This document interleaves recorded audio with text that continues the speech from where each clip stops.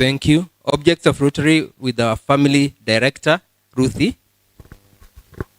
The object of Rotary is to encourage and foster the ideal of service as a basis of worthy enterprise, and in particular to encourage and foster, first, the development of acquaintance as an opportunity for service. Second, high ethical standards in business and professions, the recognition of the worthiness of all useful occupations, and the dignifying of each Rotarian's occupation as an opportunity to serve society.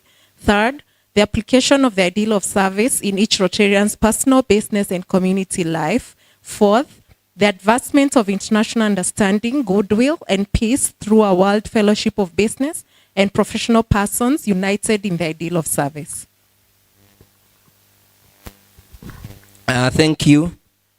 Now let us do a toast to the president. We put our hands across our chest. If you have a glass, there you go.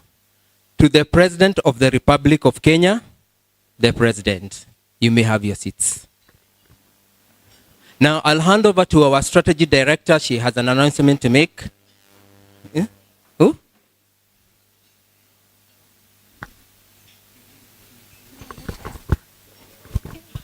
Okay, good evening, family and friends of Rotary. Thank you for joining us this evening. So mine is an announcement on behalf of Judy, our foundation director. So as you can see, we have a movie night coming up on, I think, 1st of November. And so that is our fundraiser where we'll be fundraising for our projects for this year. We would like many of you to come with your friends, come with your families. I can't tell you what the movie is. I've tried asking many times. It's a surprise, but it's child friendly. So please come and join us. Thank you. And then is there any more announcement from Rotary Club of Nairobi Ridgeways? Any director who wants to make an announcement? Going once, going twice, gone. Now I want to give an opportunity to any Rotary Club or Rotaract Club that has an announcement to make. I remember there was one Rotaractor who was very keen to talk about some fundraiser they are doing.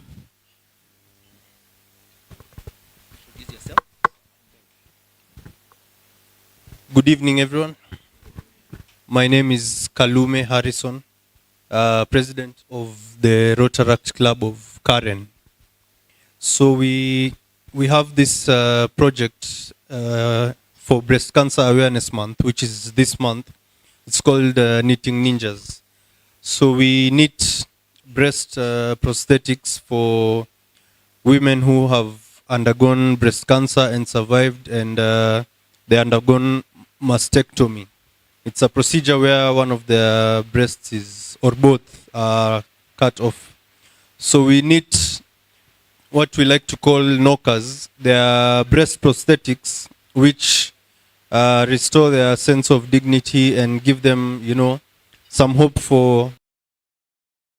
So basically, last year we knit about 200 of the prosthetics. So this year we're aiming to knit about 400. So in light of that, if you'd like to help us by contributing, you can just take out your phone and we have our pay bill number. Its pay bill number is 522522. Account number is 130-168-2047. So if you'd like to contribute, you can reach out to me, then I can give you the details. Thank you.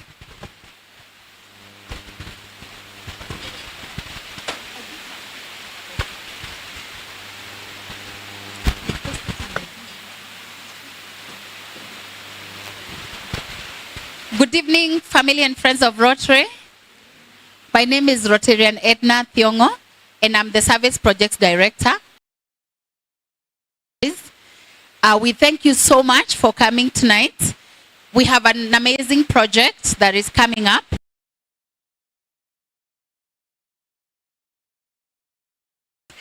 And we are welcoming all of you to join us in this project. We want to train 1 million people who are in special interest groups on AI skills to power their businesses. So the special interest groups is women, youths, and people living with disabilities. So we're taking a national approach, and we are appealing to Rotaractors. That's why we invited a lot of Rotaractors to join us, so that our Rotaractors will become the training of trainers. We're going to take them through training of trainers, and you'll become the trainers. And we will send you to the whole country to train people on AI skills, because we believe there's a huge opportunity that, because they don't have, before it was digital skills, but today you cannot talk to people about PowerPoint, Excel. We have AI. And we believe that, think about a Mama Mboga in Busia who is supposed to put a tender in the Busia level 5 hospital. She doesn't know how to speak English. She doesn't know how to write a memo, but she can speak to AI and say, please write for me this bid, and all she does is to submit it. So we believe there's a huge opportunity that is here with us, and our young people, the Rotaractors, and that's why we invited most of you. You are the guys who can help us to carry this vision. So we thank you so much for coming, and we welcome all Rotary clubs that would like to join with us as we apply for the joint grant from RI, so that we can be able to get this project done in this, our financial year, but we are looking at a longer term project that can also go to many years to come. So thank you so much, and we welcome you to join us. Thank you. Were thinking computers have come to replace them. So they didn't like computers. And I remember being given, I joined as a debt collector, and I was given a stack of like 400 or 500 names to write demand letters to. And because I was the new one, they wanted to see how I will do it, because then everything was being done by a secretary. So we had already been trained on, at the uni, we had been trained on mail merge. And so I did my mail merge, and within 30 minutes, the letters were out. And now we are finding ourselves in the same space. And most people are thinking AI is coming to replace their jobs. But what I know, it's going to create efficiencies. But I will allow the subject matter expert to tell us more on AI. And so without any further ado, I will invite our strategy director, Emma, to introduce to us the speaker for the day. Welcome, Emma. Thank you. Good evening again. Okay, so Moses Kemibaro is the founder and CEO of .Savvy, Kenya's first digital business agency which conceptualizes, develops, delivers, and manages high-performance business results for its clients via digital channels. .Savvy has been operational for 20-plus years, spearheading next practices across a broad spectrum of digital offerings. Previously, Moses was the regional manager for opera ads in East Africa, the commercial manager for East Africa at the Perform Group, now known as DAZN and Perform Content, as well as the sales director at InMobi for Africa, where he led sales in Kenya, Egypt, Nigeria, and Ghana. He was also the founding regional manager at Dealfish East Africa, formerly known as OLX Kenya, Kenya's leading digital classifieds platform, now known as GG Kenya. Moses is a multiple award-winning technology entrepreneur, blogger, podcaster, and analyst at moseskemibaro.com, where he rants and raves about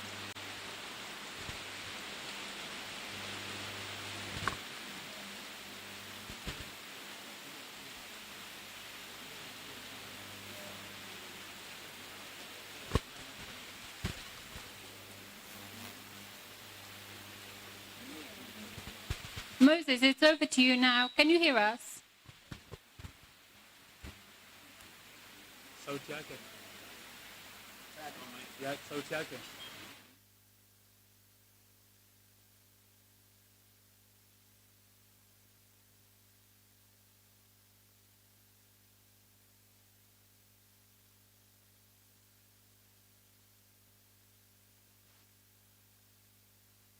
1, 2, 3, 4, 4, 4, 5, 6, 7, 8. Can you hear me now? Can you hear me now? Can you hear me now? Can you hear me now? Can you hear me now? Can you hear me now?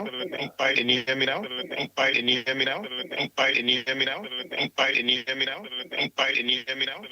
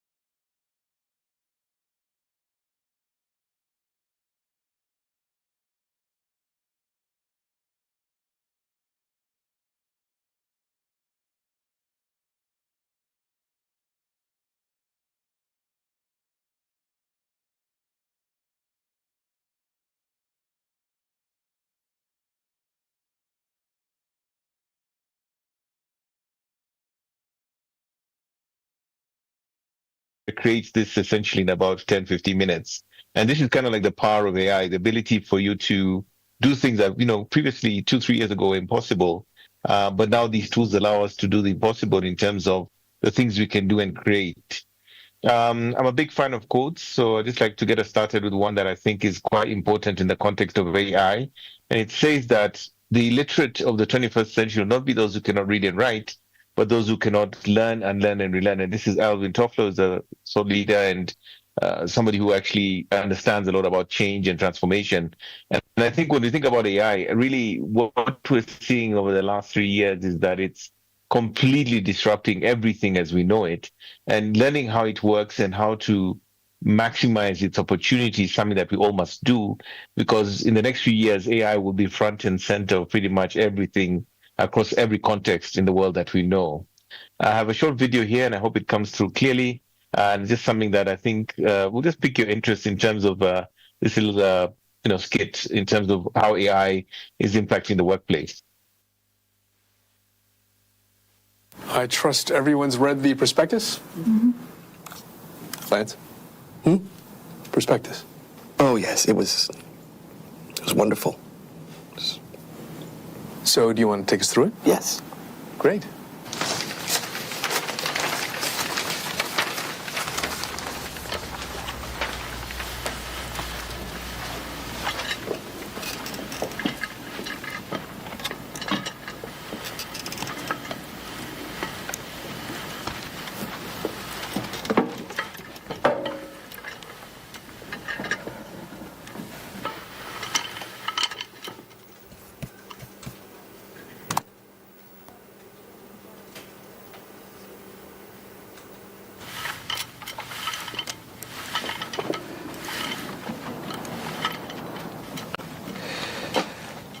Okay, guys. Let's get into the prospectus. Okay.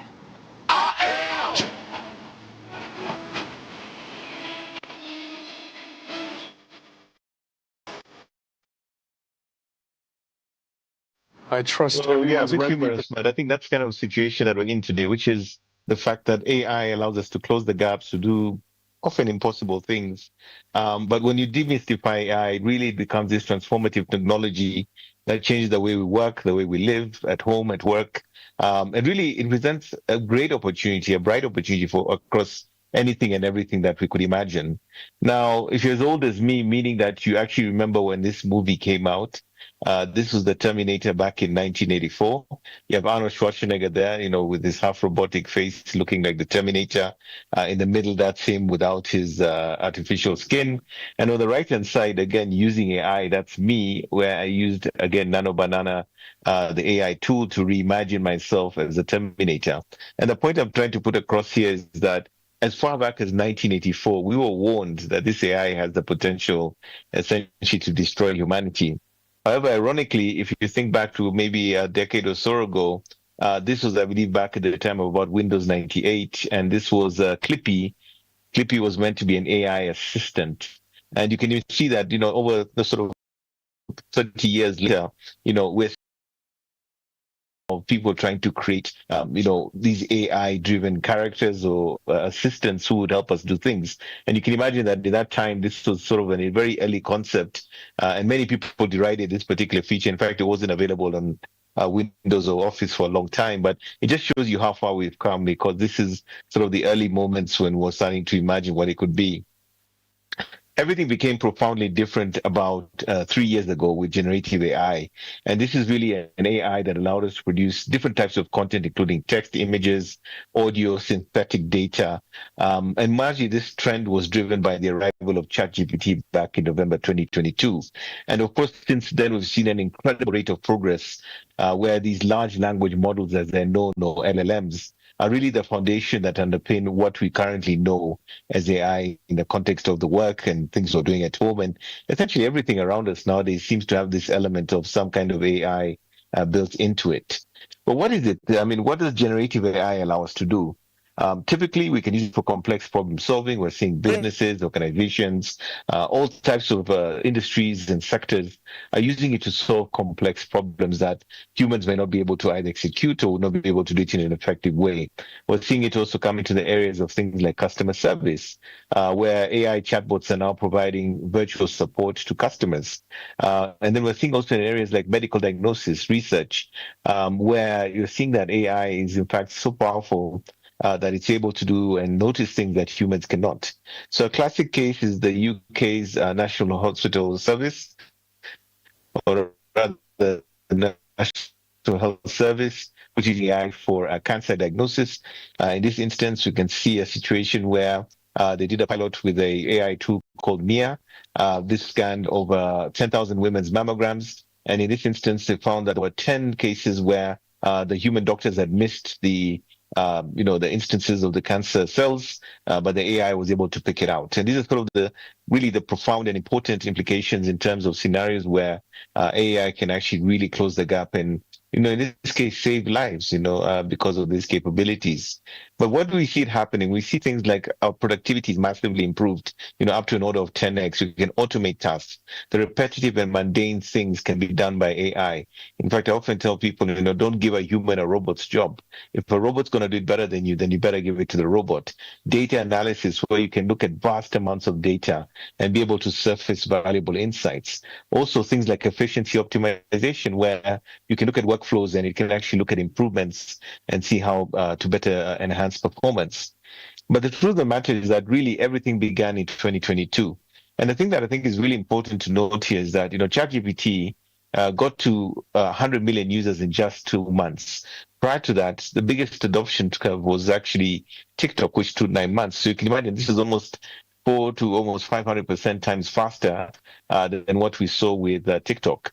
And this, I think, was really indicative of the fact that this is something profound. And the moment everyone started to use ChatGPT, it was almost like the light switch went on in terms of what the possibilities could be.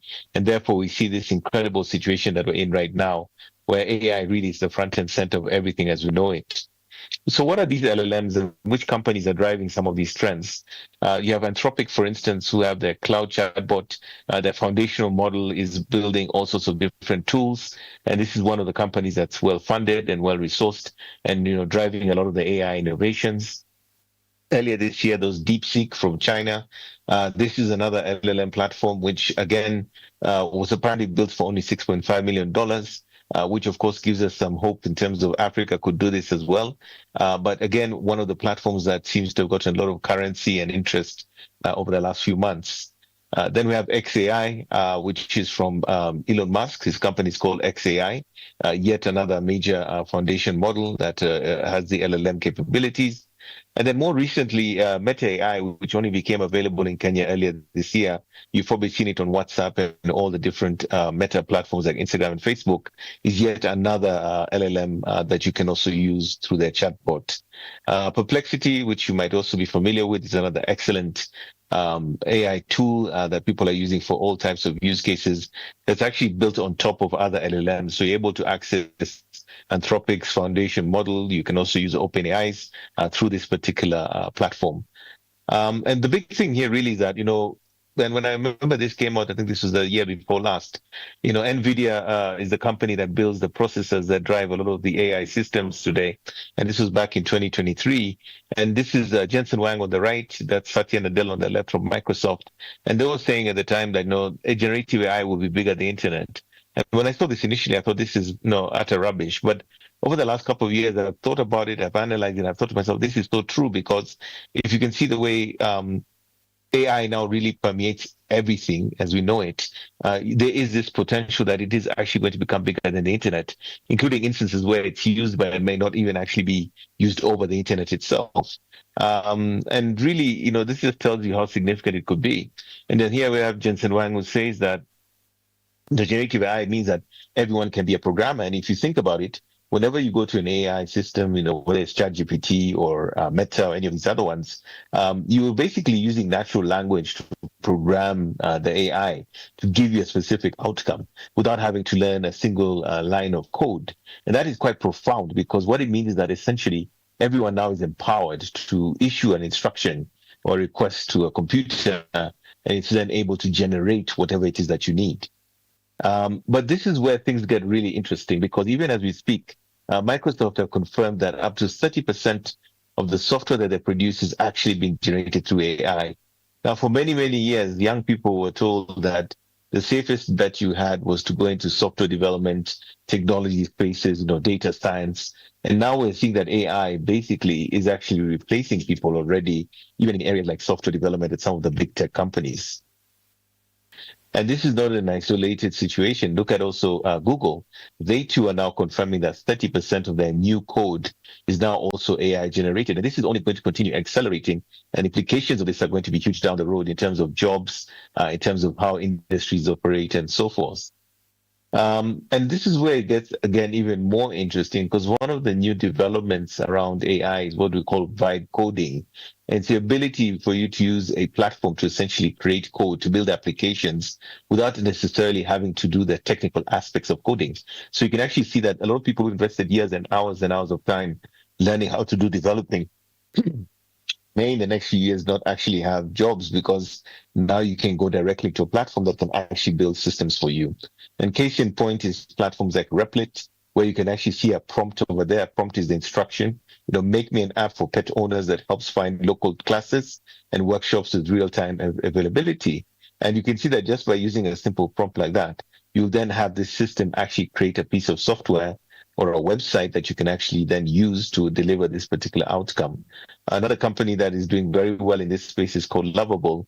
And quite literally, all you do is you put in your prompt, and at the end of this effort, once you describe it effectively, you will have a software that meets the requirements of your needs. And this is interesting because what you're seeing in large Fortune 500 companies today is many of them are finding people like the accountants, people in procurement, people in supply chain, people in, why don't we just take the same image, superimpose a loaf of bread, and we can create a billboard. And of course, being generative AI, we really can't tell who the original creator of this particular piece of art or creative is. But the mere fact that you can lift it and post it online suggests that I think intellectual property is going to be one of the big issues going forward. Another area that I think we need to pay attention to as AI becomes more and more pervasive is the fact that people are now starting to access AI platforms for companionship or for emotional support. And in this case, it's character AI, which has over 10 million virtual characters you can talk to, you can have a relationship with, you can use them as your supporter, and basically have a relationship with an AI.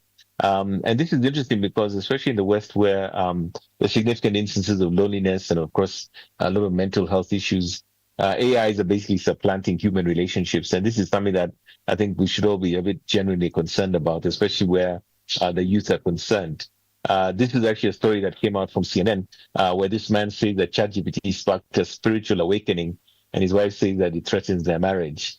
And you're seeing this illustration where people are going into sort of the extremities of how they access AI. But the funny thing is, this is actually almost predicted back in 2014 in a film called Her, where this particular character, Joaquin Phoenix, starts to have a relationship with a virtual AI.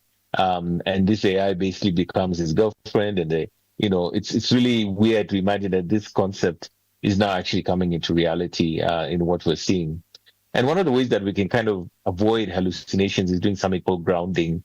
Grounding is basically where when you're putting inputs into your AI, update accurate information, actual documents, factual information. And as you give it more and more additional data and more context, possibly citing websites and so forth, then the outputs become significantly more accurate. But as we do this, just remember that at the end of the day, it's so important to have a human in the loop to verify, to confirm whatever outputs you're getting are actually true and accurate. Because one of the features, as some say, of AI is that they will hallucinate because by their very nature, they generate stuff. They're not literally looking at cut and paste of information they have in their storage. They're creating information from existing information, and sometimes they fabricate stuff.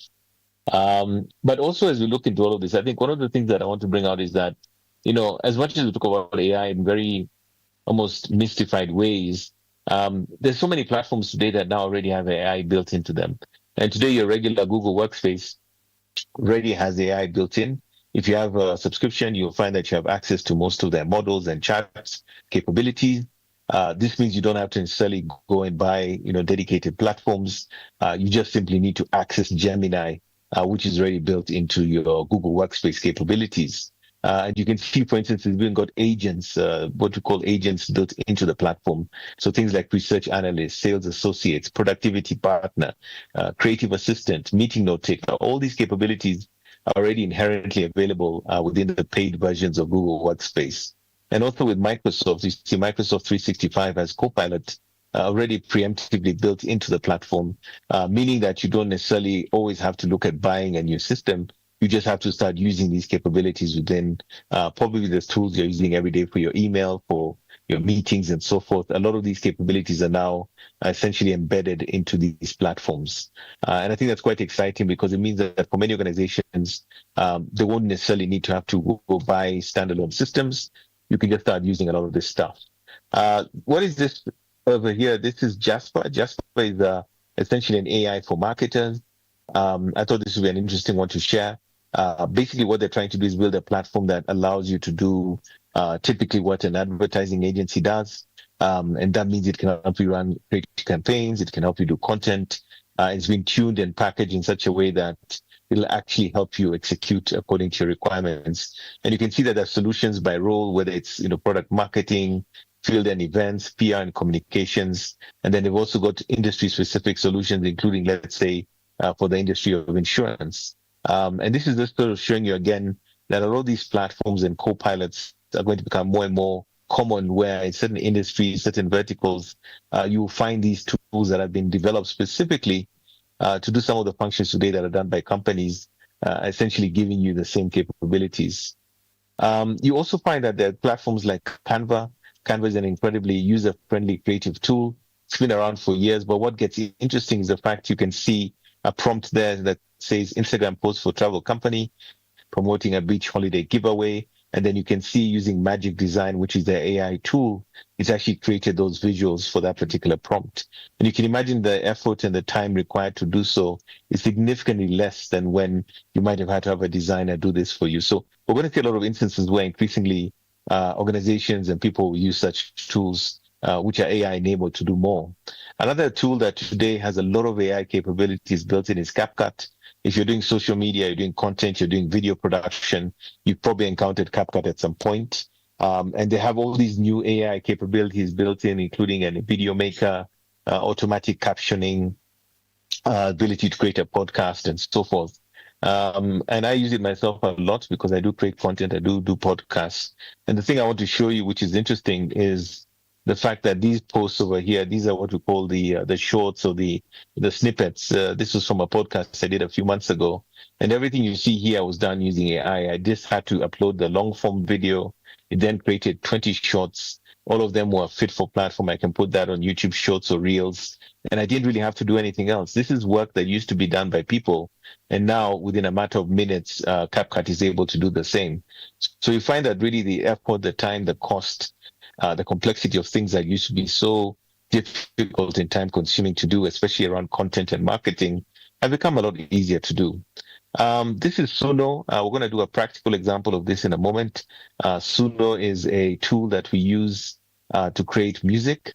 And you can think about the fact that today we often have to license music, especially when we're doing things like TV commercials, radio commercials, or even just corporate collaterals. And now you can go into an AI tool, give it a prompt, and it's actually able to do this on your behalf. So what I've done is I started the process of creating a prompt using Suno. So what I've done here, if you go to suno.ai, Club of Ridgeways in Nairobi, Kenya, using a blend of Amapiano, Bongo Flava, and Afrobeats based on the Ignite for Good Rotary theme and service to the community. So I've given it that prompt, and then I'm just going to click here, create. And in a moment, it will actually produce those the song. And we'll just have a quick opportunity just to hear what this sounds like. And it's taking the prompt and it's actually generating a song. And basically, we'll just have a listen in a moment. So the first one is actually finished.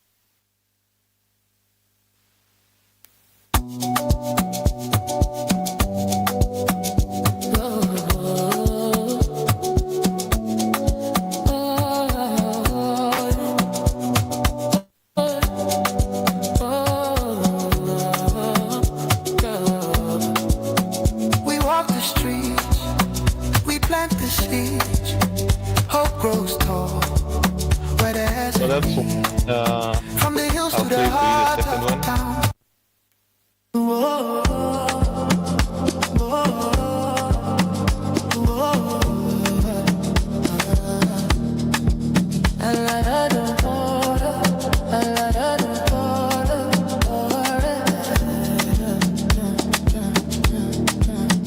We walk the street, we plant the seed.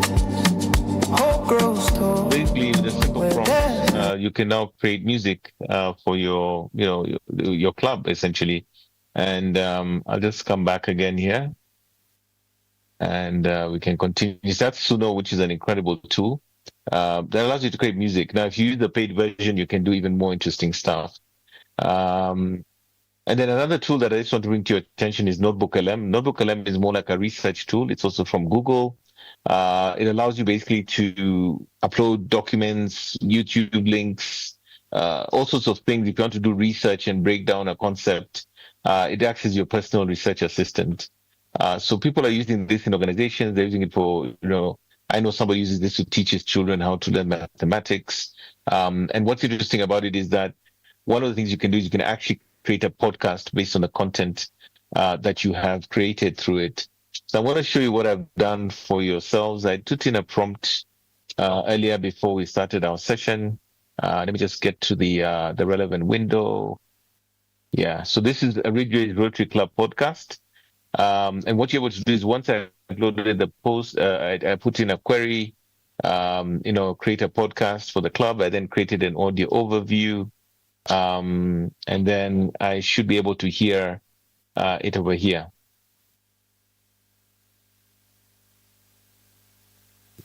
Welcome back to the deep dive. So today we're doing something a little different. We're not digging through heaps of research papers or anything like that. No, our source material this time is, well, it's pretty minimal, actually. It's basically a project brief. Just a single directive, yeah. And our mission, to treat that simple instruction like data, like a source itself, and see how much context, how much knowledge we can really squeeze out of it. It's almost like forensic analysis, but for organizational context. Exactly. Yeah. Our entire input is just the instruction for a new project. And we're going to try and, deduce the whole landscape hidden in those few words. The operational reality behind the instruction. Okay, let's unpack this. The source in its entirety reads, create a podcast about the Rotary Club of Ridgeways in Nairobi, Kenya. That's it. And this is, I think, a really valuable exercise for you, the learner. Our job here is to give you a shortcut to help you understand the significance of these core facts before you even hear the story. We've got 3 key pieces of information. I just stopped it there, but that was just from a simple prompt. Location, but basically, Nairobi. The more inputs you give it, the more detail you'll get in the process. And the process at the end of the day is really that a lot of the stuff that you do in all these platforms really does boil down to the quality of your prompting, which brings me to the next segment of what I want to share with you, which is what is the LLM or the foundation model that you're using to generate a specific outcome. And I have a short video that I'll just share with you, which I think you'll find useful as well.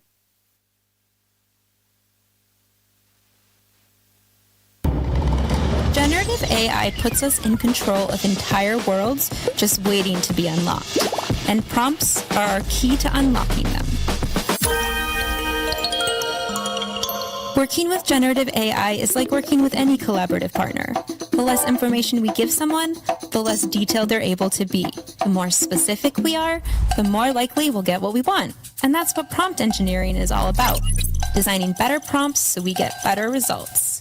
Similar to how we learn to search the web, we refine, edit, adjust, and try new things until we find what we're looking for. Eventually, that process becomes second nature, and that's where we're at with generative AI. We're discovering what makes the best prompts, things that are universal, adaptable, and provide AI with the perfect amount of context, so it does things your way. So these are sample prompts for different types of scenarios. For instance, create an image of a billboard designed promoting ecotourism in Kenya, featuring iconic wildlife and landscapes, style to appeal to both local and international tourists. The second one is generate a series of images for an Instagram campaign highlighting Kenyan artisans and their crafts using vibrant colors and traditional patterns. The last one is design a flyer for the Rotary Club of Ridgeways networking event in Nairobi, incorporating elements that reflect the target audience of youth and young adults in the area. So really, the prompt is the key. If you do the prompting properly, the outcomes become increasingly better. And how you prompt really gives you the best outcomes. So this is one I used using the DALL-E image generation tool, which is part of the ChatGPT. And here I asked it to create a realistic image of Kenyan Maasai men surfing in the Indian Ocean while holding their shields and spears as they hunt great white sharks. And we can see their fins in the water. Now, this was a while ago. The image generation tools have become significantly more advanced than this. I personally like the very first one. But you can just imagine that within a matter of minutes, you have something that actually looks quite artistic and the quality of your prompt. These are not done by me, but this was done by somebody online that was sort of floating on the internet. I'm a big fan of Formula One. And this is, somebody created this visual of a Ferrari Formula One car racing through one of our nice locations here in Nairobi. And on the right-hand side, you can see what look like mechanics working on retreading or fixing those Formula One tires over there. And I think this is interesting in the sense that this sort of realism and the quality of the visuals really, you can only imagine the quality of the prompt that created these visuals. These were done by myself. Nano Banana came out a few weeks ago, probably about a month now. It's the new image generation tool from Google. On the left hand, I gave it a prompt to turn me into, you upload your image, you give it a prompt. And in this instance, I asked it to create me as a MotoGP rider. So I've become also quite a follower of MotoGP recently. There's never been a black MotoGP rider, so I thought, why don't I just create one that looked like me? In the middle, I did this earlier today. This is me as a movie character called Blade. And then the right one, I'm sure most of the men in the room know this movie, the 300. So I asked it to reimagine me as a soldier or King Leonidas of the 300 movie. And I think just the quality and the realism that we're now seeing in these image generation models is incredible. On the left-hand side, I asked you to do the same. That's me as an Arsenal football player. In the middle, that's me as a Jedi Knight. And then on the right-hand side, this is a reimagining of me as John Wick. And again, just look at the quality of the visual, look at the accuracy that we now have. And this, again, is literally in the last few weeks that this actually became possible. Now, if you're going to generate great prompts, you can obviously learn and train yourself. But of course, like all things on the internet, there are hacks. One of them has to be Prompt Genie. Prompt Genie is one of the best tools I'm aware of, which will help you actually create better prompts. And if we look at this in practical terms, I'm going to come back to our Chrome over here, and I'm going to open Prompt Genie. And here's my prompt: create a social media content calendar for 5 days for the Rotary Club of Ridgeways in Nairobi, Kenya, focus on the Rotary International theme for the month of October 25, being Community Economic Development Month. So I hit that button, and what it's going to do is take this simplified prompt, and it's then going to basically enhance it significantly so that you're able to then take that prompt and use it for whatever purpose you have. And we'll just give it a short while. We'll see how it's able to then take your very basic prompt and give it a lot more detail that you can then use in then improving the quality of your prompts. Now, naturally, if you have the time and the effort, you can go in and do this manually.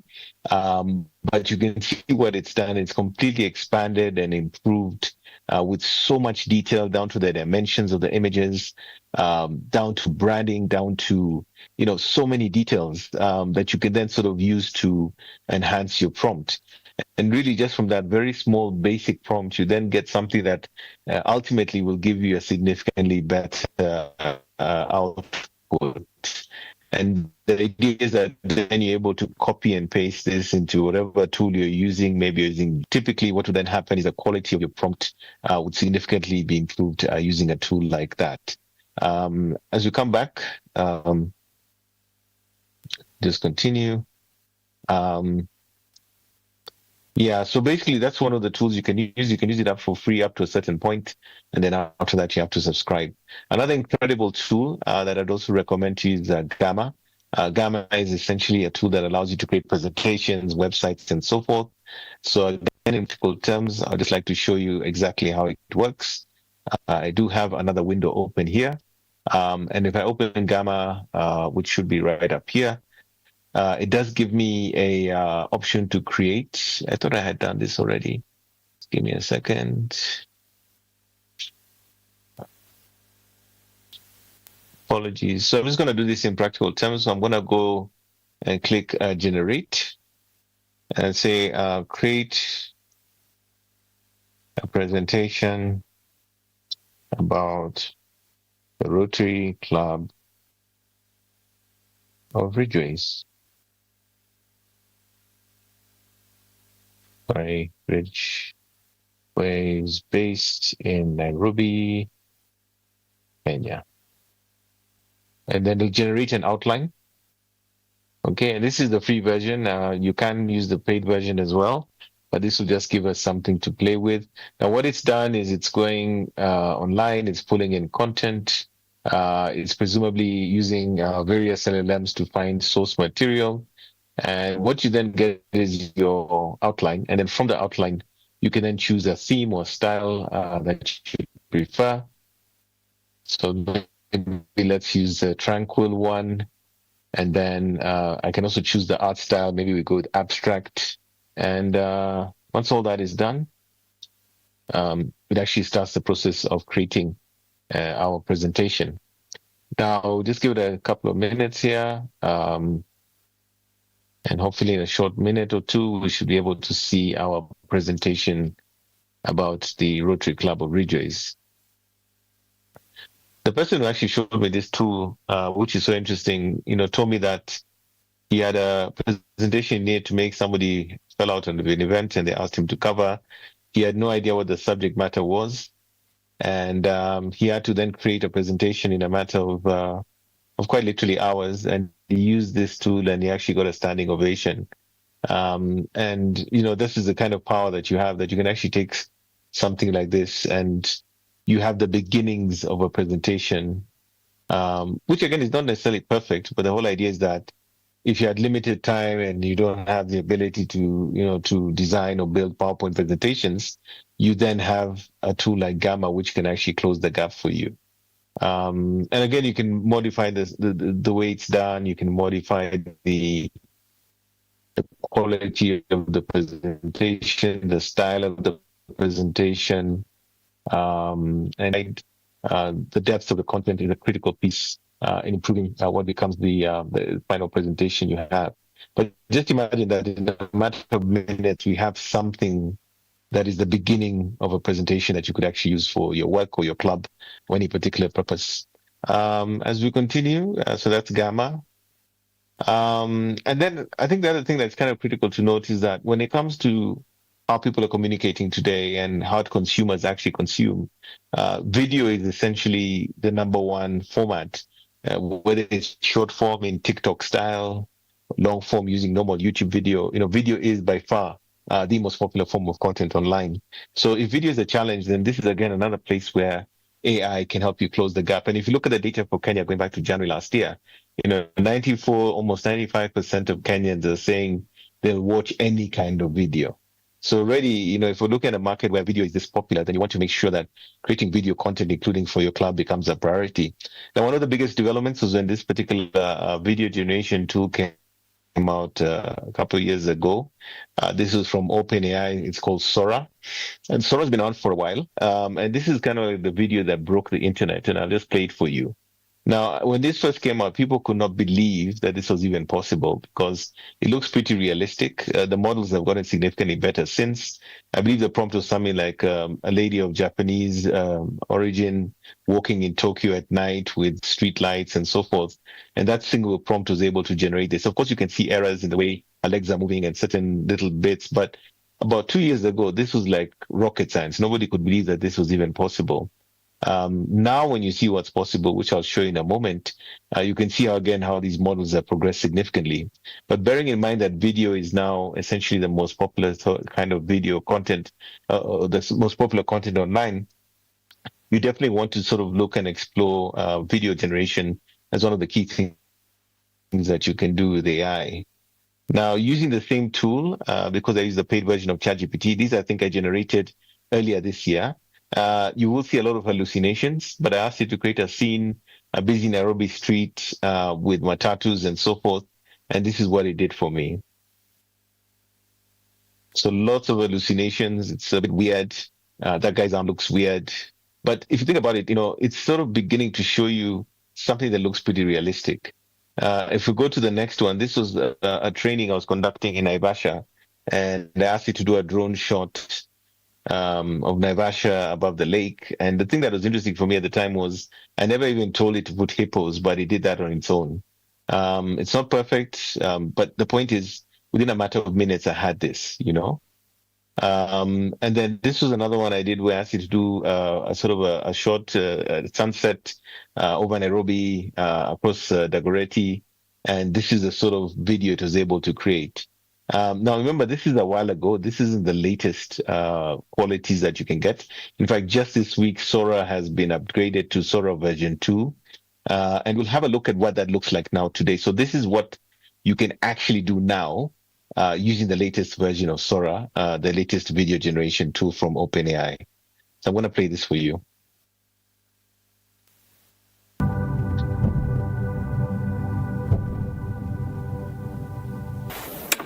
One year ago, Sora 1 redefined what was possible with moving images. Today, we're announcing the Sora app, powered by the all-new Sora 2.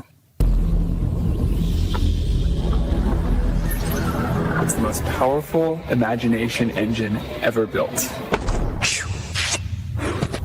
And it's packed with new features. I'll pass it to Bill for more details.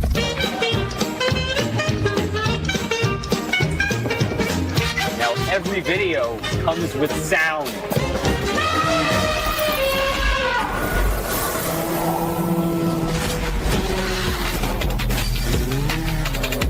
Sora 2 is also the state-of-the-art for motion, physics IQ, and body mechanics, marking a giant leap forward in realism.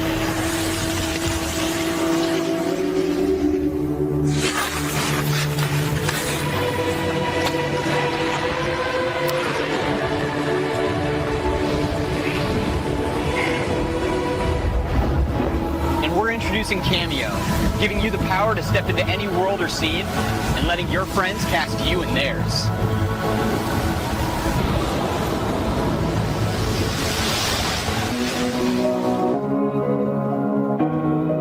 On the path to AGI, the gains aren't just about productivity. It's about creating new possibilities. It's also about creativity and joy. 1, 2, 3, 4.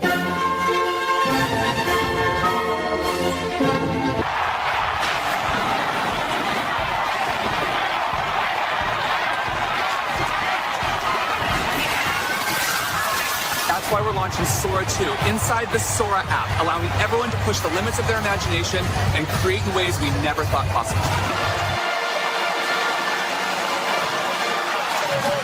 Well, that's Sora 2. This literally just came out this week. And you can see what the possibilities are. This literally came out like a day or two ago. And so significant are these developments been that, this was Tyler Perry at the beginning of last year. And the moment he saw Sora, he was about to build a $800 million studio, and he paused it because he now saw that this particular development means that making films and movies in the traditional way was no longer relevant. Now, this is Google's Flow, which also came out earlier this year. And again, I just want you to watch this and remember that whatever you're seeing has all been generated by AI.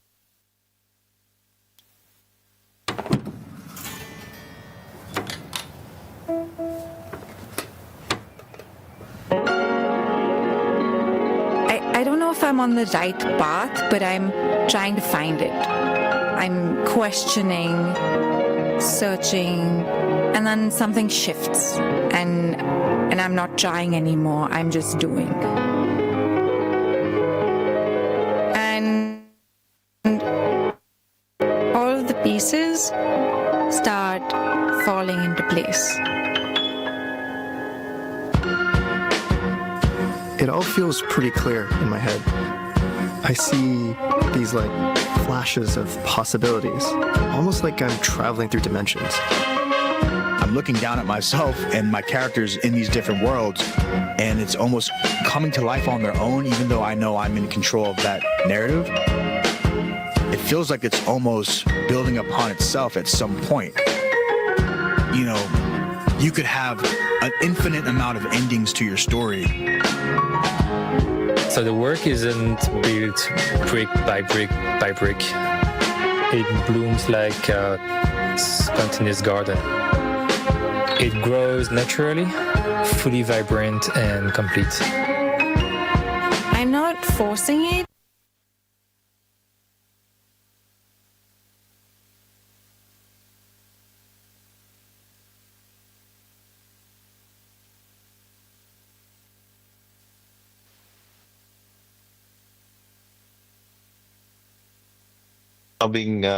Essentially being used by film production studios to create TV commercials. They're trying to make movies with this stuff.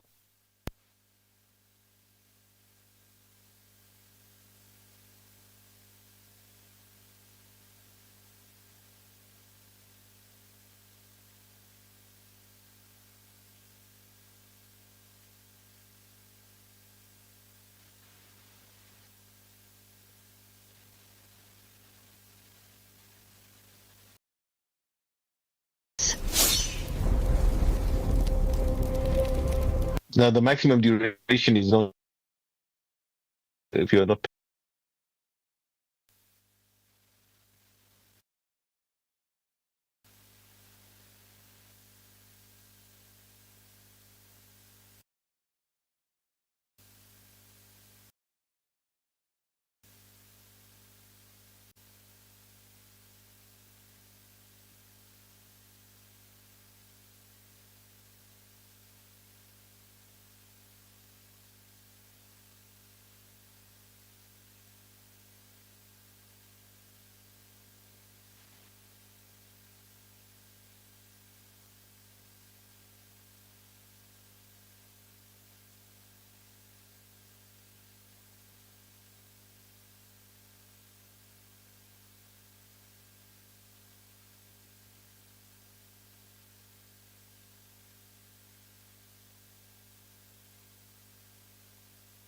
Recording in simpler. progress.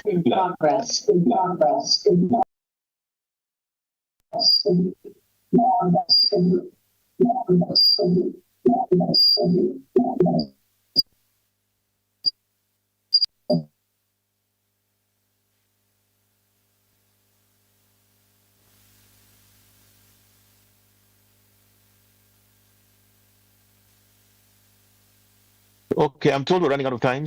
So I was just going to show you maybe, I think this is kind of interesting. This is just the ability to do data analytics. So this just shows an example of how you can take a spreadsheet, upload it to your OpenAI, in this case, ChatGPT, data analytics for my Twitter analytics. I uploaded this sheet and asked it to generate a report in the style of a senior McKinsey consultant, which then generated a summary and recommendations from the same. Again, the whole point here is that this is work that normally would have taken hours and hours for an individual to do. But using the AI, within a matter of minutes, you have insights from your data. This is just talking a little bit about the fact that today's modern equipment and technology now have AI embedded. We see it in the phones, we see it in the laptops, and a lot of these tools are now coming with AI in them. I'm just going to skip forward here in the interest of time. AI agents is another space where we're seeing a lot of developments.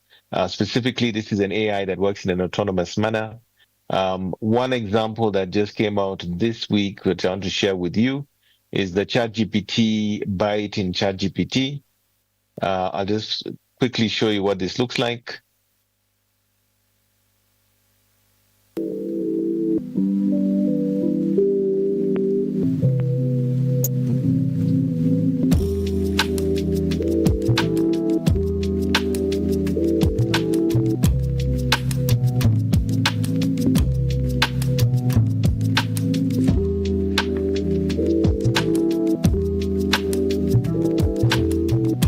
And that's a agentic AI. So basically, ChatGPT now allows businesses to sell directly in ChatGPT. 700 million people are now using ChatGPT, so that's interesting. Comet is a new browser that's AI enabled from the people behind Perplexity. They're trying to reimagine how you're able to use the web. And one of the big developments right now is the fact that companies are now replacing people using AI agents, people like Duolingo, and then also people like Klarna. So can we thrive with AI and generative AI? Absolutely. It can help us improve our productivity. There are, of course, concerns like job losses and so forth. But more importantly, also things like biases that exist within training data, meaning that, the way the AI is built in the manner that it was created for the people who understood it from their point of view and not necessarily of that of the users. Last takeaways, the OpenAI have the OpenAI Academy. You can go in there. There's so many resources you can learn from. How to use AI for business, how to use it for learning, how to use it at work. There's so many AI. As they're also the academy, like to also enhance your AI capabilities. We also, as the company, are now having a service we're calling .savvy AI. And what we're basically doing is AI for their businesses and organizations. You can go to the website .savvyafrica.com/AI, or you can also use the QR code and you can learn more and also take an assessment and get on our waiting list for the same. To wrap up, basically, I think this is just something that's apt. It's not the strongest of the species that survives or the most intelligent. It's the ones that are most adaptable to change. That was Charles Darwin. And maybe my takeaway to all of you would be that, I hope from today's session you've learned a lot. But more importantly, it's an opportunity to change, to evolve, and to take advantage of the fact that AI is with us. And that means everything that we know and do, we need to change. Thank you so much. I'm happy to take questions now.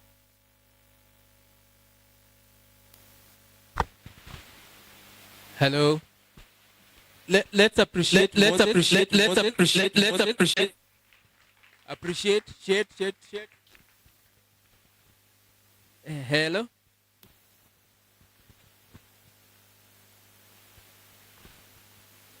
Hello. Sergeant at Arms Jimmy Bett. I want to take 3 questions. Only 3 because of time. I know you probably have questions. And our Sergeant at Arms is away. He's absent. So 3 questions, and it will be moderated by our Sergeant at Arms. His name is Jimmy. And let's face the camera so that we speak to the camera.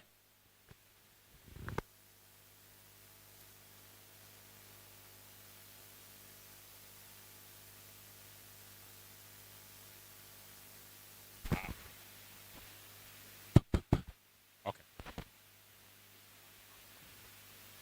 Thank you.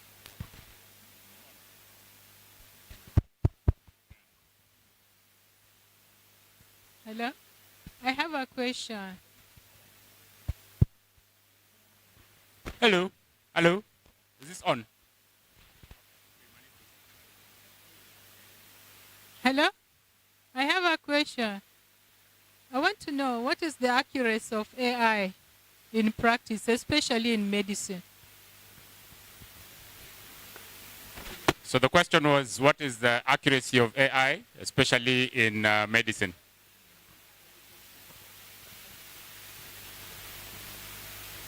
We can't hear the person.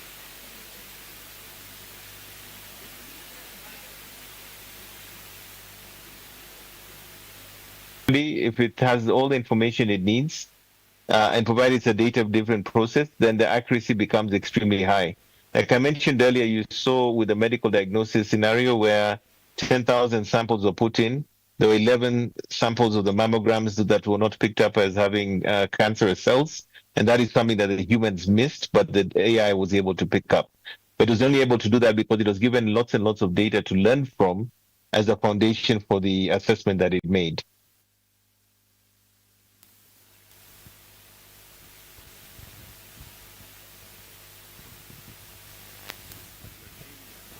Try and speak loud onto the microphone, please.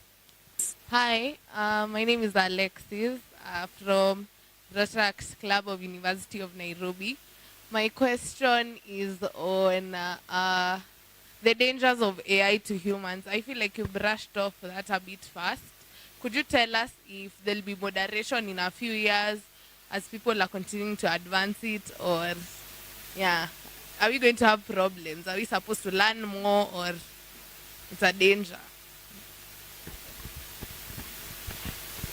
Almost like, nuclear energy. Yeah? You can use nuclear energy for positive or negative purposes. You can either use it to light up an entire city, or you can use nuclear energy to build a bomb, right? So already we see scenarios where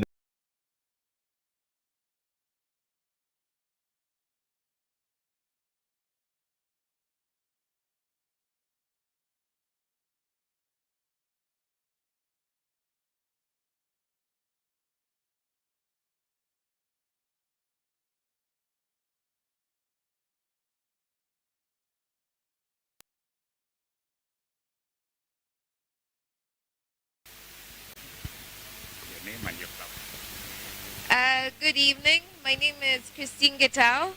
I have a bit of a question. Do you think that counter innovation will come as a solution for control and predicting AI? the question, I didn't quite get that. You said I was asking if you think counter innovation is going to come in as a solution to control and predict AI. what innovation? I didn't get that first word. Counter innovation.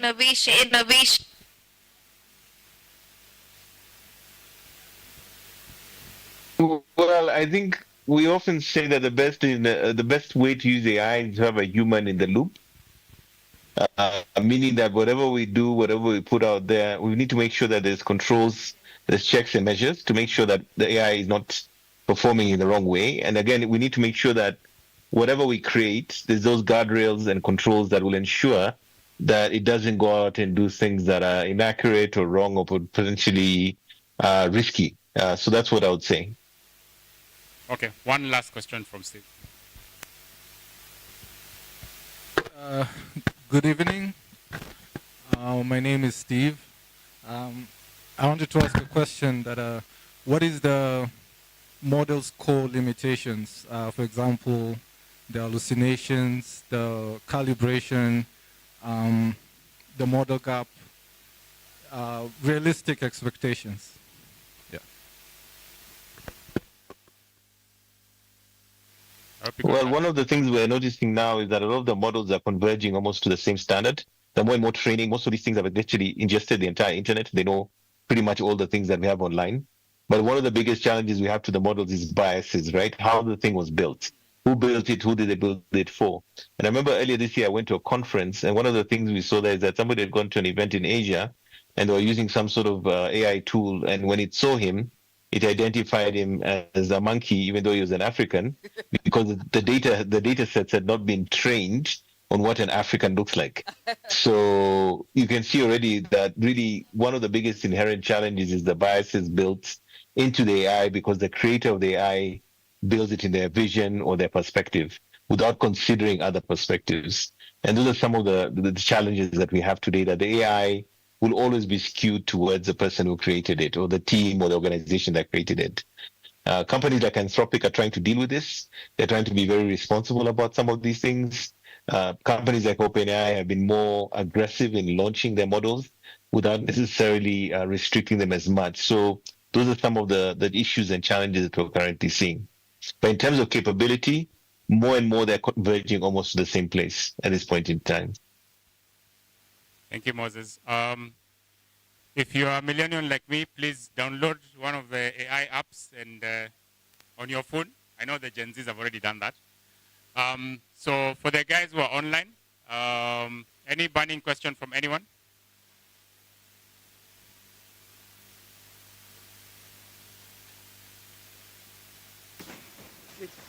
Yeah, there's some questions on the chat. Yeah, but for the online team. Hello? Hey. Hello, please go ahead. Yeah, so I wanted to ask, with so much disruption in just that short presentation you've taken us through, there's just so much disruption happening across so many industries, the ones that you were just even able to share in the limited time. And I'm just here wondering, what are the jobs of the future? Maybe I'm asking you to be a prophet, but how does it look? To be honest, it's not looking great. And the reality is that, like I said, some of the careers we thought were safe, like software development, technology, now the technology is taking over those jobs. What they're seeing increasingly is that the people who have the foundational skill sets and then are applying AI to those foundational skill sets are the ones who are probably going to be safer. And more importantly, increasingly it's going to become a question of those who know how to prompt, or should I say ask the right questions of the AI, are the ones who are able to get the best results, are the ones who are going to succeed. So increasingly it's going to be a question of, are you good at the subject matter? And then are you able to translate that knowledge or insight or foundational capabilities into how you use an AI to then amplify that foundational skill set? And that means you need to become conversant and capable in terms of knowing how to even just prompt and use these new platforms. So rather than creating the code, are you the best person when it comes to telling the AI how to create the code or how to guide it to do the thing that you want it to do? Yeah, so that's really going to be the skills of the future, because the functions that are done by humans today increasingly are going to be done by the AI. So that means you as a person needs to become the best user of the AI, who also is grounded in fundamental know-how and competencies around that particular skill set or competence area that you're involved in, whether you're a doctor, an engineer, whatever it is that you do. Thank you, Moses. I hope that answers your question. Yeah, Moses, my apologies. Can I have a rejoice a bit on that one? So what you're telling me, or what I'm understanding, is whatever career you are in, that will be safe as long as you are good at prompting this AI to be able to give you whatever it is that you need. But then again, you've just even shown us a tool that is specifically designed for prompting itself. So that even now complicates the whole thing. Yeah, well, the tool, again, remember, has been trained and modeled around expanding or producing a better outcome from the initial input. Even with the regular ChatGPT, you can put in a prompt and you tell it, improve my prompt, make it better. It'll do that for you, right? But here's the thing that I'm finding. Probably only 1% to 2% of people understand or even know some of those basic foundational skills. And that's why I was showing you guys towards the end of the presentation that we need to start investing in learning how these platforms work, just like the way we did when we're learning how to do whatever it is that we do in our careers. Because the more and more you learn and the more you understand how these things work, the better you become at operating them. The better you become at operating them, then you build essentially a level of protection as these things get more and more capable, so that you are not necessarily doing the lower level functions. You are now using it at an advanced level, meaning that you're that much more productive than the next person. If that makes any sense. But the reality is that this stuff is going to be disruptive, and those who fully immerse themselves in becoming practitioners are the ones that new future is going to look like, if I'm making sense. But at the end of the day, you need to have the foundational skill sets to even know how to ask the right questions, if that makes any sense. Got it. Thank you. Thank you, IPP. Guys, I know it's raining, so I'm assuming that you guys... I'm seeing a lot of questions in the chat as well. Yeah, there's some questions in the chat. Maybe I don't know how much time we have left. You can take one or two. Guys, we have 10 more minutes. Guys, do you have a few moments to take more questions? Because it's raining after all. Where are we going? Yeah, let's just a few more questions. Because it's important, and I'll tell you why it's important and why it's you that are invited and not our parents. So, yes. So let's do this.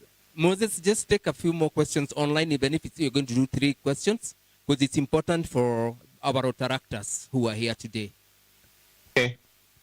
No problem.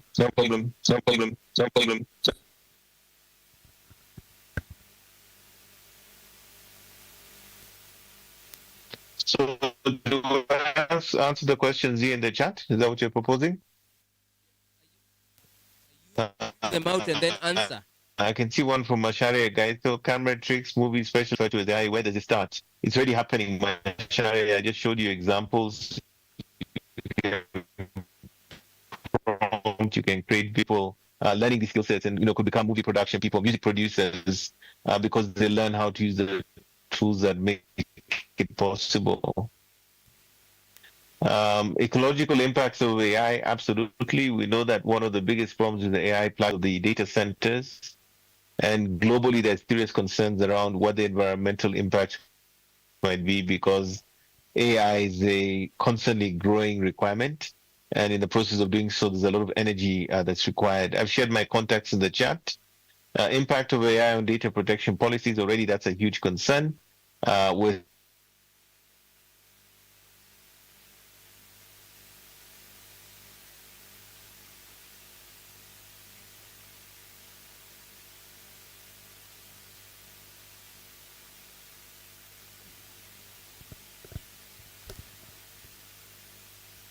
electricity just went, it's just come back.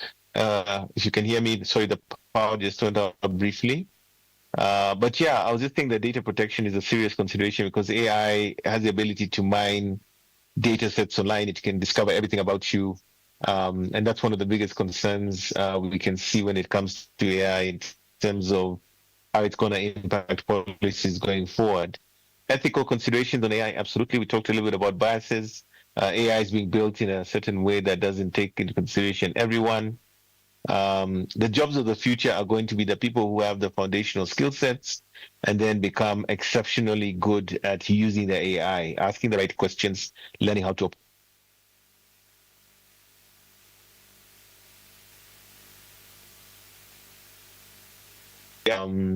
And basically that was developed earlier this year. It's just a strategy. It doesn't really go into legislation, so we're going to see how that goes. And I think, those are all the questions I can see here. So I don't know if there's any other ones. I don't know how we are doing for time, but I believe I've responded to everything that's been asked. And then what about the rights to music and video? That's a big question. Right now, a lot of intellectual property cases exist. There are instances like in the US where I think Anthropic has paid out I think it was over $3.5 billion to authors of books because of the fact that they're using their data to power their systems. So we're seeing instances where right now things are very gray, but increasingly we're going to see a lot of intellectual property scenarios and cases coming up. I see somebody with a microphone. Is there a question that is still being asked?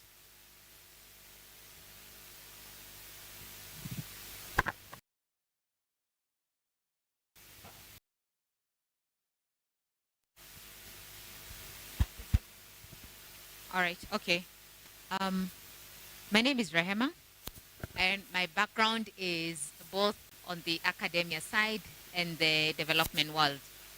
And much of what we've been seeing, especially knowing very well that much of our countries here on the continent are government-led, much of what we've been saying is that there's not enough. If anything, a lot of the reliance is placed on our development partners. That's number one. Number two, when you look at the academia field, we all know that for a majority of our universities, the percentage of journals that we place out there in comparison to the rest of the world can barely reach 20 or 30%.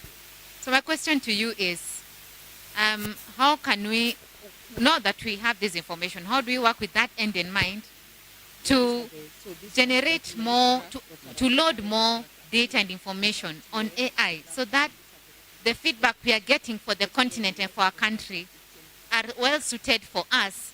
Because I see the danger where we still continue being westernized even on the feedback that we are getting online. We have not yet inculcated a culture of data collection, of data-led approaches to a number of our priorities on the continent, be it on agriculture, be it on environment, and all those boring lines, so to speak. So how can AI be the lead on this and to encourage those researchers that are gathering dust, either in our universities or at the ministries, to get that information out there to have better feedback for our own good? Thank you. Okay, that's not an easy question to answer, to be honest. But the reality is that globally, we're seeing a trend where AI has become an issue of data. It's become a sovereign issue. It's become a national issue for many countries. And the fact that we're also shipping out, as you say, data to these platforms and not building our own platforms, as it were, that are taking into consideration, let's say, our African or Kenyan nuances is a big problem. So going forward, already we're facing what I'd call the data. It's almost like AI. We're almost becoming like, the way we had the colonialism back in the days. The AI systems are not ours. The training is not ours. The information is not ours. We have very little representation. And now it becomes actually an issue at a national or sovereign level where our governments in Africa and even at the level of people like the African Union need to start having a very aggressive and sort of strong approach to trying to build our own localized forms of AI. And this means populating the data, digitizing our content, training those models, and more importantly, packaging them in such a way that they actually bring value to us. Already there are instances like in places like South Africa where there are organizations that are localizing AIs into local languages. They're building data sets that are taking in African information. But again, these are sort of isolated and fragmented initiatives. So for me, the way that this gets covered, it's no longer at the level of, say, the startups alone. It's an entire ecosystem of the entire African continent needs to do this at a national level and then even at a Pan-African level. And the reality is that these things are moving so fast that if we don't play catch up soon, we're going to have a situation where we won't even have the ability to do things that used to be done by Africans for international markets. So think about, for instance, what I just said about software development earlier. those jobs of the future no longer exist because entry-level software developers are no longer required at some of these companies. So imagine also the people who have been doing the gig work. Gig work is disappearing in Africa because some of those jobs are now being done through AIs. But more importantly, we don't even have our own sovereign AI platforms. So the way forward really is at the country level, at the Pan-African level, we need to find ways to start building these platforms locally. There's an initiative to launch several AI factories, including one here in Kenya. This is being driven by Econet. Strive Masiwa, through his company called Cassava Technologies, plan to deploy in Nigeria, in Kenya, in South Africa, and several other African markets. And the idea is that we'll now start domiciling some of these AI capabilities in the countries. And then above and beyond that, the governments also have to get involved because millions and millions of dollars are required to do so. AI is very, very financially demanding. Billions and billions of dollars are going into these spaces. So those are some of the initiatives that need to come into play. But to be honest with you, it's a sovereign issue. This is done at a government level. You cannot do it as a small company. You cannot do it as an individual. It literally requires it to be done at a national level to really reap the benefits. Great. Thank you. Thank you, Moses. I would like to invite... Okay, I cannot hear you. Oh, can you hear me now? Hello? Okay, fine. I was just saying thank you, and I would like to invite the president of the Rotary Club of Muthaiga North, Willis, to come and give a vote of thanks on our behalf.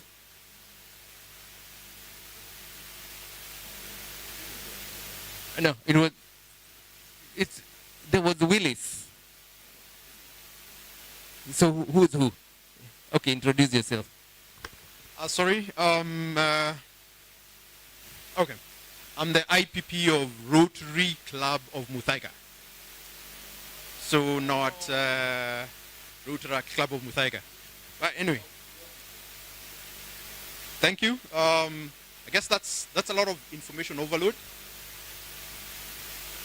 That's a lot of information overload.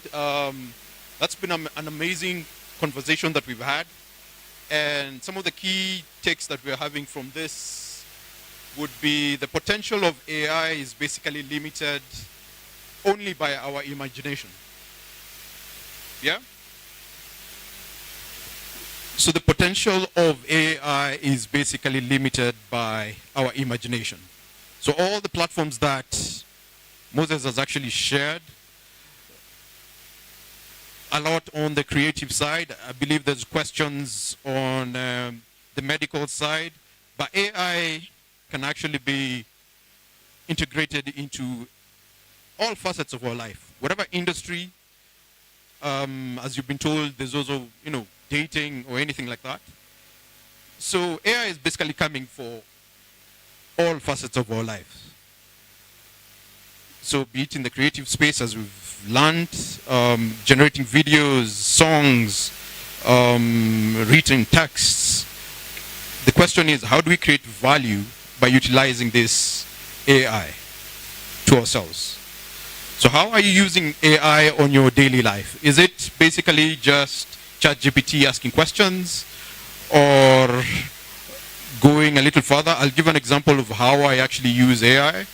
I have a grade 4, 10-year-old, and I built a small chatbot for her to be doing quizzes at home after school. And, because it's really hard to tell a grade 4 to sit down and read a book. It's basically easy to give them a phone and let them do something on the phone. So AI is basically that assistant that you needed when you were doing a test. Next to you, someone like a Mokenya. So it's going to turbocharge your life. And you need to understand the areas of your life that can use tech and that you can actually utilize or get an assistant who actually just helps you out in some of those areas. So, and just like you gain value in Rotary by being an active Rotary member, you'll only gain value with AI by utilizing these platforms. So Moses has actually shared a lot of platforms, and you just need to pick one and see if this is actually how you will actually gain knowledge on that. And basically my final thoughts, as shared by him. So when it comes to AI, we are on the ground floor. No one is an automatic win over here. So all of us have an opportunity to actually jump on board and get to find out the best way to utilize AI. As you've heard, legislation is still catching up. Data protection is still catching up with AI. So all of us, if you're like me, a millennial, you missed the .com boom, AI is here for you. If you're Gen Z, you missed that dancing craze on TikTok during COVID, AI is here for you. So get on board and see how best you can actually help you in your life. So thanks again, Moses, for the amazing conversations that we've had. Believe you can continue interacting with Moses online. On LinkedIn, he posts some amazing stuff on AI. And Asante Sana for giving us this conversation. Let's give him a hand of applause.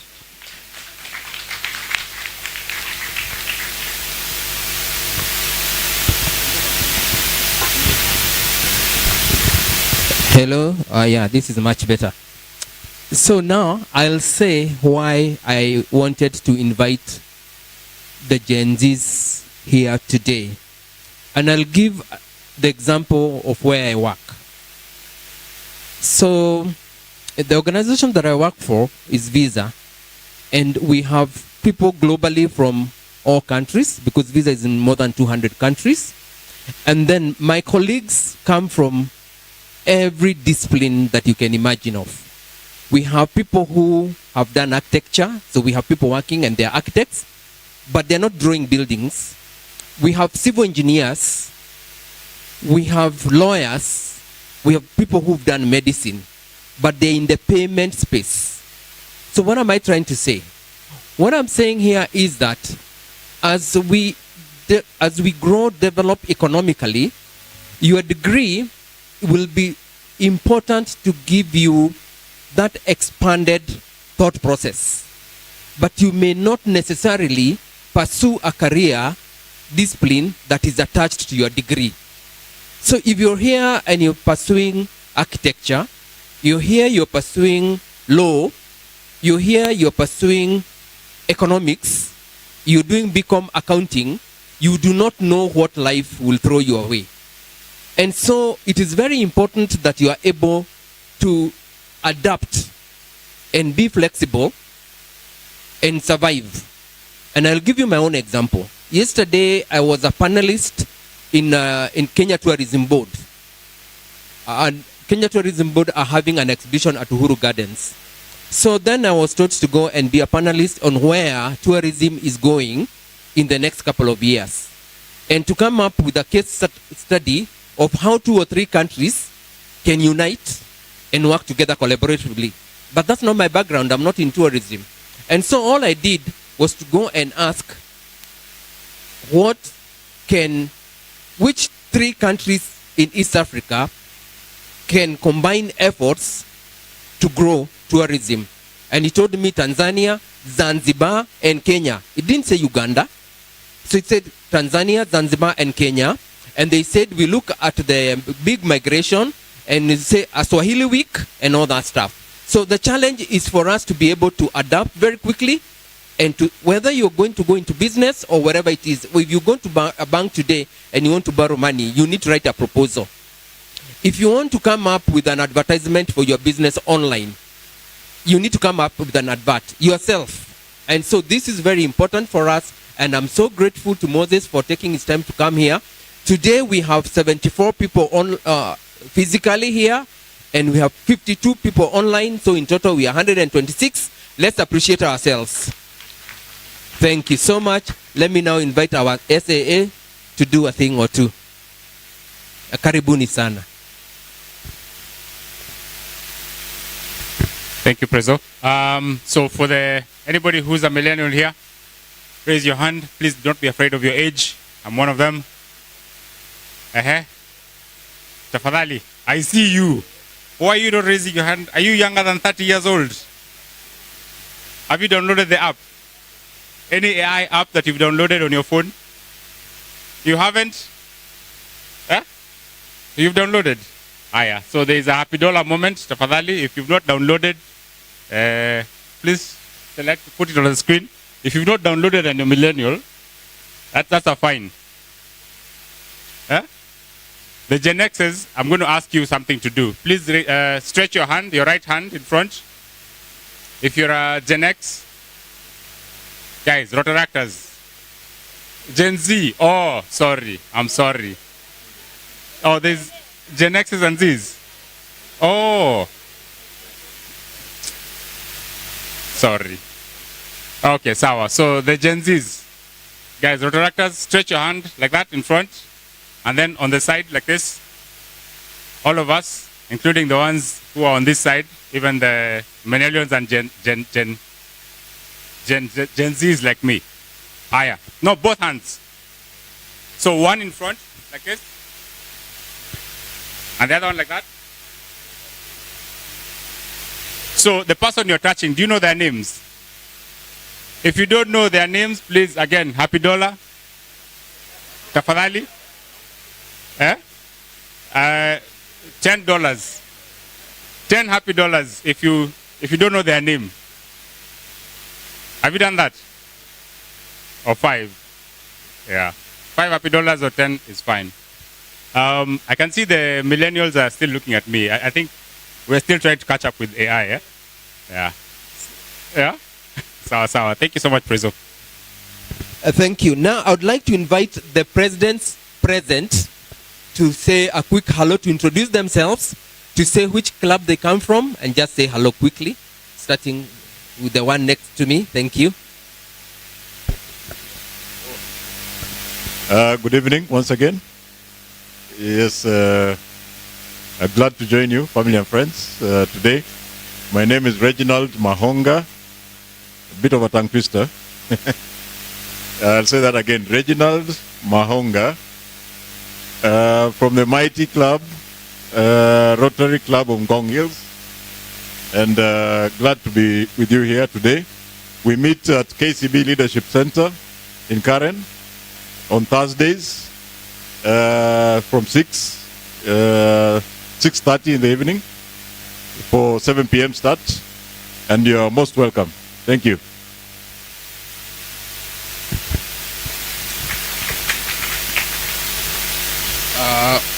Family and friends of Rotary and Rotaract, good evening. So my name is Timothy Mugo from the Rotaract Club of Nairobi Ridgeways North, aka the Wolves of the North.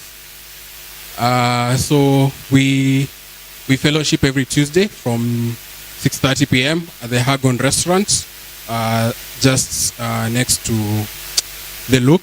Yeah, so you're welcome to our fellowships on Tuesdays. Thank you very much.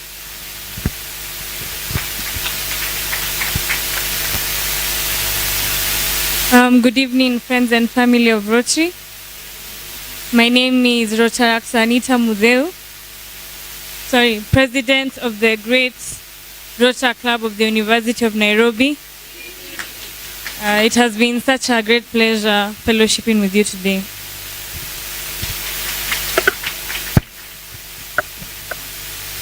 Family and friends of Rotary, good evening. My name is Kalume Harrison. I'm the president of the Rotaract Club of Karen. We fellowship majorly online every second and fourth Tuesday of the month from 8 p.m. Thank you.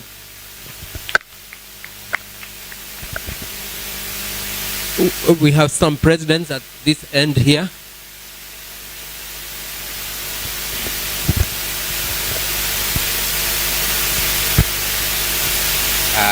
Good evening, family and friends of Rotary. My name is Dr. Benson Namwiba. I'm the president of the Rotary Club of Juja. We meet every Wednesday at Juja City Mall. There's a hotel called Maxland.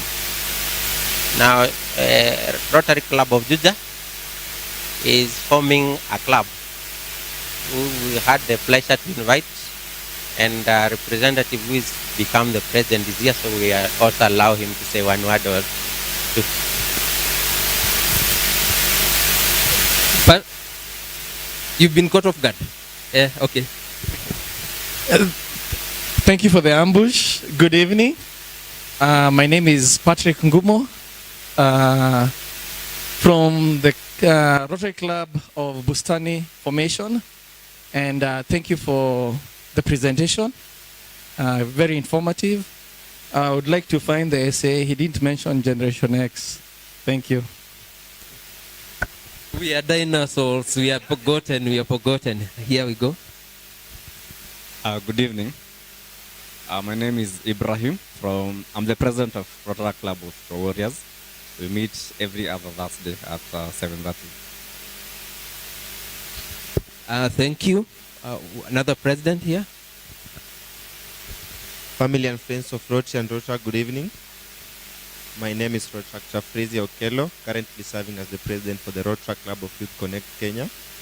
We usually meet in town at Dekma Cyber on Fridays, or we alternate between town and Juja, and in Juja at Senate Hotel. Thank you. Let's appreciate him. Oh, there's so much power concentration here today. So many presidents. Another president here. Good evening. My name is President Leona Seka from the Rotary Club of Kenyatta University, and it is a pleasure to have joined all of you here tonight. That's Kenyatta University, right? Very good. Why I'm suspecting we probably might have a president or two online. I think we should give them an opportunity as well, because they fellowship with us. So just unmute yourself if you're a president online, and just introduce yourself and say hello. And say hello. And say hello. Good evening, all protocols observed. Njokiri Guga, President Rotary Club of Mutaiga. I've been with you virtually and happy to connect, and glad to see my members there as well. We meet every Monday at Jacaranda Hotel, Westlands, 6:30 p.m. Thank you. Any other president online?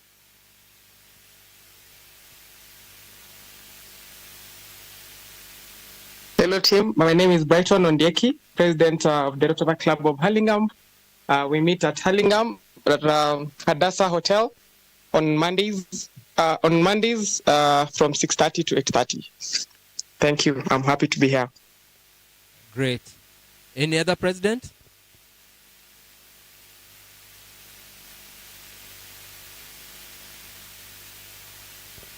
Okay.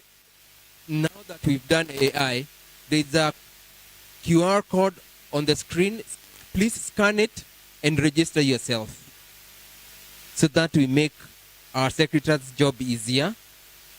Yes, just scan it and it will stay there for a while as I bring this session to a close.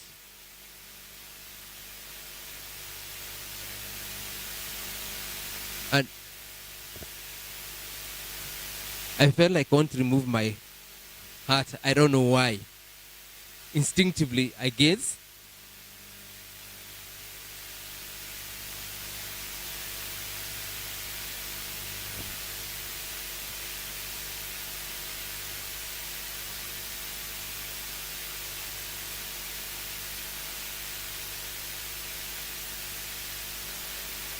Okay, here we go.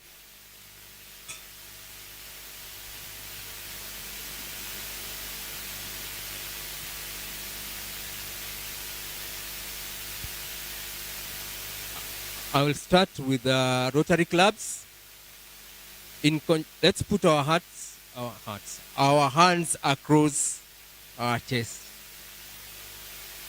In conjunction with Rotary Club of Nairobi Ridgeways, Thika, Juja, Muthaiga, Nairobi Muthaiga North, Bustani, Ngong Hills, Nyeri,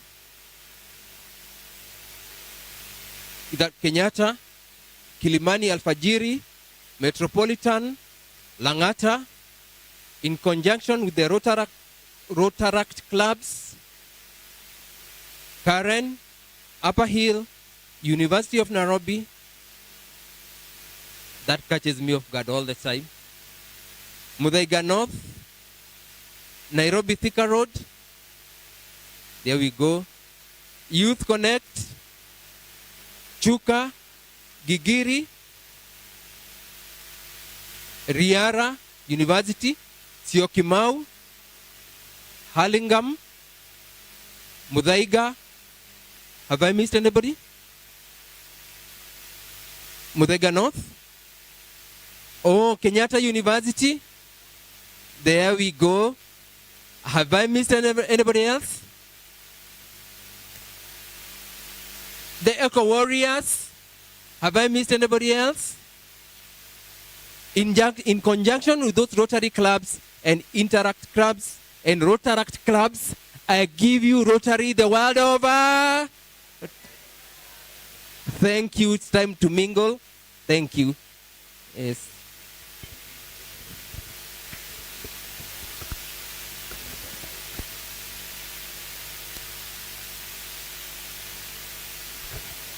Hi guys. Hi guys.